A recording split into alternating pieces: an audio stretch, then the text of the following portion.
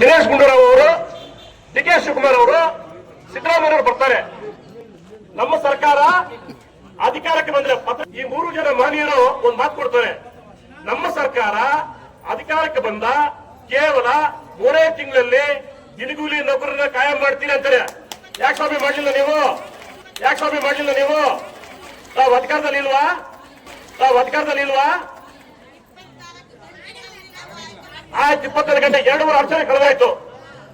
ಆದ್ರೆ ಅವರ ಆಫೀಸ್ಗಾಗಿರ್ಬೋದು, ಅವರ ಕಚೇರಿಗಾಗಿರ್ಬೋದು, ಬೇಕಂತಂದ್ರೆ ಲಕ್ಷಾಂತರ ರೂಪಾಯಿ ಬಿಲ್ ಆಗಿರ್ತದೆ. ನೋಡಿದ್ರೆ ಹಿಂಗೆ ನೋಡ್ತಾರೆ. ಒಂದು ಶಾಮನೂರ್ ಶಿವಶಂಕರಪ್ಪರವರು ಹಿರಿಯರು, ಅವ್ರ ಬಗ್ಗೆ ಮಾತಾಡೋದು ನಾನು ಅಷ್ಟು ದೊಡ್ಡ ವ್ಯಕ್ತಿ ಅಲ್ಲ, ಆದ್ರೂ ಒಂದು ವಿಚಾರ ಹೇಳ್ತೀನಿ. ಅವ್ರಿಗೆ ಅನಾರೋಗ್ಯ ಆಗಿರುತ್ತೆ, ತಿಳ್ಕೊಂಡಿರ್ತಾರೆ.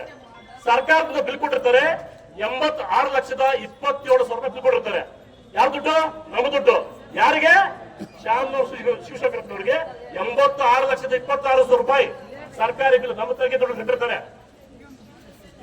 ಎಚ್ ಎಂ ರೇವಣ್ಣ ಅವರು ಆ ಪಟ್ಟಿ ದೊಡ್ಡದಾಗಿದೆ. ಎಚ್ ಡಿ ರೇವಣ್ಣ ಸಹ ಇದ್ದಾರೆ. ಆ ಪಟ್ಟಿ ತೆಗೆದು ನೋಡ್ಬೋದು ನೀವು. ಕೋಟ್ಯಾಂತರ ರೂಪಾಯಿ ನಮ್ಮ ದುಡ್ಡು ಅವರು ಸ್ವಂತ ಉಪಯೋಗಿಸ್ಕೊಂಡಿರ್ತಾರೆ. ನಮ್ಮ ಅಕ್ಕ ತಂಗಿ ಕೇಳ್ತಿರೋದೆಷ್ಟು? 36,000 ರೂಪಾಯಿ.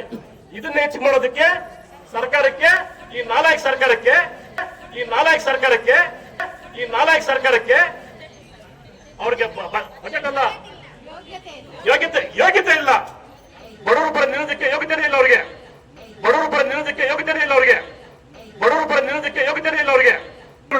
ಈಗಲಾದ್ರೂ ನಿಮ್ಗೇನಾದ್ರೂ ಮಾನ ಮರ್ಯಾದೆ ಇದ್ದರೆ ನಮ್ಮ ಅಕ್ಕ ತಂಗಿರನ್ನ ಕಾಯಂ